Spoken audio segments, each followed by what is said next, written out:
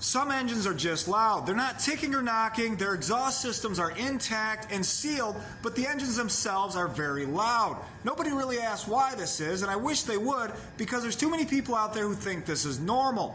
Now, a cold engine, when you first start it up, will make a lot of noise. And it's the same kind of noise, but for a completely different reason, and the noise I'm talking about doesn't go away. Now, when I first bought this truck, you couldn't hear the engine inside. If you raced the engine, it would sound like air moving outside of the truck, but it didn't have that roaring engine noise that sounded like it came from an 80s muscle car movie. That noise a lot of us associate with power. Unfortunately, that noise is a sign of power loss in a modern engine. Now, with my truck, whatever. It's a 3-valve with almost 300,000 miles on it. What more could you ask for? You've done well, donkey. And since Papa Smurf here is pretty much done, I'll probably be rebuilding my truck this summer, if I'm not too preoccupied with a couple of Geo Metros I picked up. But what the hell is it that makes my otherwise very civilized 12th generation luxury Ford sound like the General Lee every time I try to pass somebody? It's not supposed to sound like that. Some of you might understand why this is funny, but I actually overheard somebody say once, well, Tony's truck sounds like that, and he's a mechanic. Like the gardener's grass is ever cut. Now this is a cylinder head out of a 3-valve Triton, the same kind of engine that's in my truck. And this is the valve. The valve does two things. It opens and it closes. It opens to allow air and fuel in and exhaust out, and it closes to seal in the explosion that drives down the piston. Now if you have a vehicle that makes noise when you start it up but it goes away when it warms up, that's not really a problem. It's just warming up to its mapping. What's happening there is the air and the fuel aren't quite mixed right, and the fuel's detonating before the valves are shut, or the explosion's still going on when one of the valves open. But that's not really the problem we have right here, because this is still making noise when the engine warms up. We got this problem.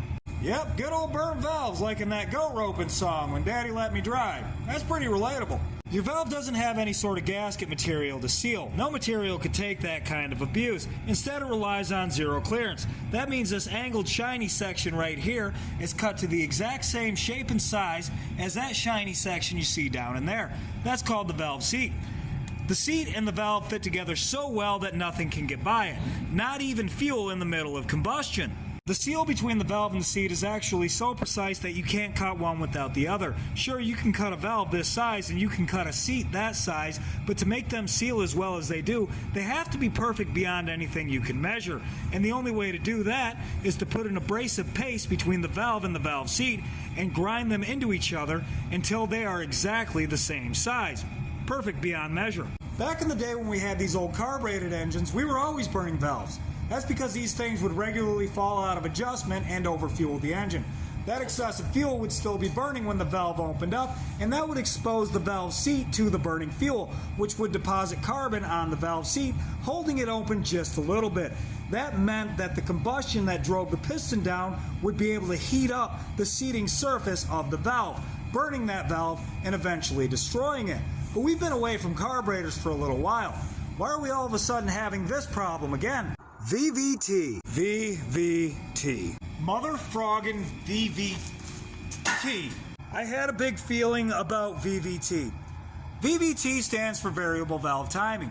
The point of it is to optimize the engine's timing for the RPM that the engine's running at. So while you're driving along, your car's tiny little PCM is trying to adjust the valve timing to get the most power and efficiency that it can for the RPM that the engine's running at.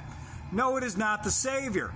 It's like the anti-savior. I don't know if you guys noticed this, but everything's burning valves. Volkswagen, Chevys, obviously Fords, Hemis. Your mother was a Plymouth Horizon. Toyotas too, but they run pretty good with burnt valves. I had the head off from a 4.7 for a different reason, and it was missing a valve seat, but there was no misfire at all. Everything that got VVT started leaking valves. I've never had to take a 542 valve apart specifically to replace a leaking valve. I have had to take a 3 valve apart specifically to replace a leaking valve. What's the difference? One extra valve and VVT. Same thing with the LS, same thing with the Hemi. I've never had to take those engines apart just to mess with valves specifically until they got VVT.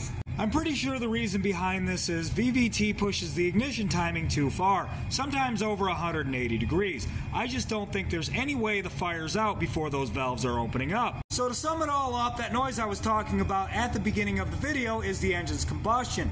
And the reason the engine's so much louder is because that combustion is leaking past the valves that are supposed to be keeping the combustion in the combustion chamber. Honestly, the whole video could have been like the first 30 seconds and the last 30 seconds. I'm sorry.